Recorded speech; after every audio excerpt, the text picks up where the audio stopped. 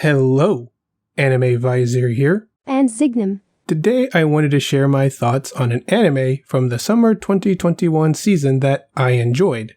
That anime being Kageki Shojo, available for streaming on Funimation. It's been overall a refreshing watch, with what it's done with some of the characters and story moments. So I figured I'd touch on some of them, as well as share some info on the series itself. I'm ready when you are. Alright then, let's go ahead and hit play.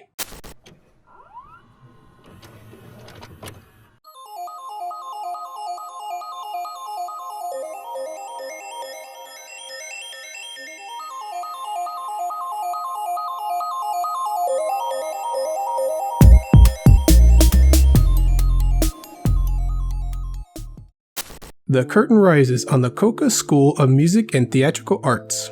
Sarasa Watanabe, a starry-eyed, 5-foot 10-inch girl, dreams of one day performing as Oscar in the Rose of Versailles. However, she forms an unlikely friendship with her new roommate, Narata, a former idol who hopes to join the all-female Koka acting troupe. Together, they're in for the role of a lifetime. Kageki Shojo is based on a manga written and illustrated by Kumiko Saiki.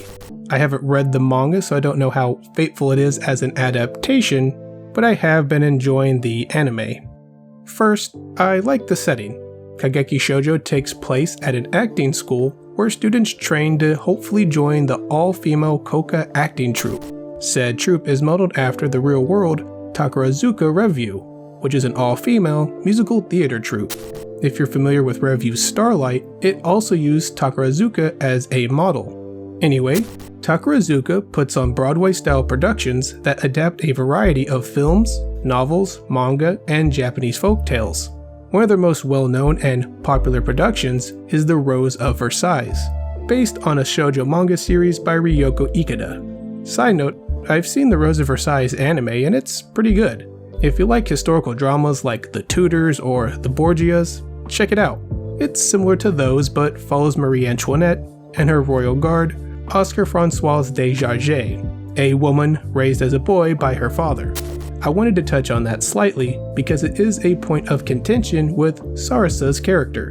Sarasa wants to play Oscar in The Rose of Versailles, but because she's so much taller than most of the other girls, she's told it would be a problem because there'd be too big a height difference between her, Oscar, and whoever plays Andre, Oscar's best friend who is secretly in love with her.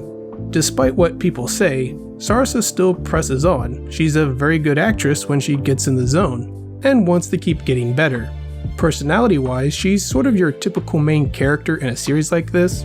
She's bubbly and easily excited, but I think her character is well executed here.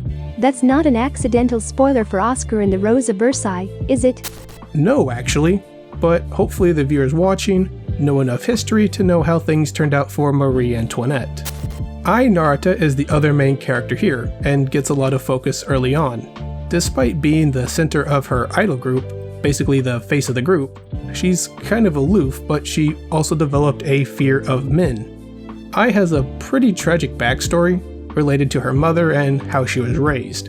A bit of a content warning, while not overly graphic, some of Ai's flashback scenes are rather disturbing. I think the anime does a good job handling everything in regards to that. Those scenes are supposed to feel uncomfortable, and they are.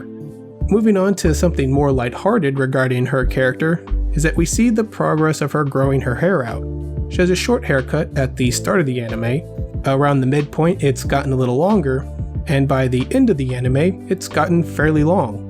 That all sort of ties into her character accepting who she is and not having her past define her. It's well done. Kageki Shojo touches on some of the other characters as well. Those other characters are handled more episodically compared to Ai and Sarasa. There are more one-off episodes? You could say that, but I do want to make it clear those episodes are still developing and progressing the characters and story. They aren't filler episodes by any means. They're just not as focused on Ai and Sarasa. Whether it's Ayako and her diet, the drama between the twins, Chika and Chiaki, or Kaoru giving up a normal life to pursue her dream, these episodes are important for those characters. I will touch on the Kaoru episode with a little more detail, since I liked what it did. The episode paints a picture that she's stressed with having to live up to the expectations of being a second-generation Koka actress. But it reveals being a Koka actress is her dream, and she's just more annoyed and upset that people think that she's being pressured into doing it. It's a twist in that episode that is well done and is reasonable. Her mother being a Koka actress means Kaoru was exposed to it from an early age, but it doesn't mean it can't also be her dream. She's not trying to fulfill anyone's expectations, she's just doing what she wants to do. When I originally watched the Kaoru episode, it also made me realize another thing that I liked about Kageki Shojo. What's that? The boys. Oh. And here I thought we had a chance together. No, not like that. I mean that they exist in this anime that has a primarily female cast. It wouldn't be unheard of for an anime like this to not have any guys in it. For instance, I don't think there are too many guys in Revue Starlight, or in many idol anime generally. I get that the focus in anime like that is on those female characters, but it's always a bit weird when you don't even see any male characters in the background. So I do like that not only do boys exist in this world Kageki Shojo is set in, but some play a part in the lives of the female characters. Heck, Sarasa has a boyfriend. I prefer when stories don't treat relationships as goals, but as character development. It's a host of new experiences that characters can go through, good and bad. A lot of stories end when the main characters get together with someone, but honestly it's just the start of something new. That aspect rarely gets covered. Anyway, I like that Sarasa has a boyfriend. They may act more like childhood friends, but it's nice to see that he's also not the only thing going on in her life. This applies to Kaoru a little bit as well, even though by the time she's at Koka, they're kind of separated. It's just refreshing to have an anime deal with more typical teenage stuff, and it not get too over the top. For example, Oh Maidens in Your Savage Season touches on teenage stuff as well, but gets a bit exaggerated at times. Kageki Shojo stays a bit more grounded. I do think Kageki Shojo is worth checking out. If you like Revue Starlight and wanted something a little more realistic, Kageki Shojo fits that. Are you saying a talking giraffe isn't realistic? Yes, I do believe I'm saying that. Whether you check it out or not, I think Kageki Shojo is a good anime. While I enjoy a variety of fun or over-the-top anime, and I'm absolutely fine with an anime having a cast of all-female or even all-male characters, it's nice to take a break from anime like those and watch something a bit more grounded in reality every once in a while. I find many of the characters endearing, especially Ai and Sarasa, so as I said, very much worth the watch. With all that said, what are your thoughts on Kageki Shojo? Let us know in the comments below. And before we go, I wanted to make a quick mention that I've finally decided to open a Patreon. If you've been following me on Facebook, Twitter, or checked out the community tab, then you'll know that the channel received another copyright strike. This again puts the channel at 2 strikes. I opened up a Patreon so there'd be a place where we don't have to worry about copyright strikes. If you do decide to support SiGNUM and me over on Patreon, it only costs $1 a month, no multiple expensive tiers.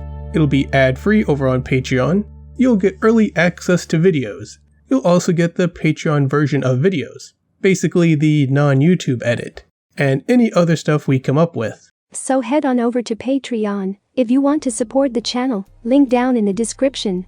I couldn't have said it any better myself. Anyway, as always, I've been Anime Visor. And I've been SiGNUM. Thanks for watching, and see you later. Bye bye.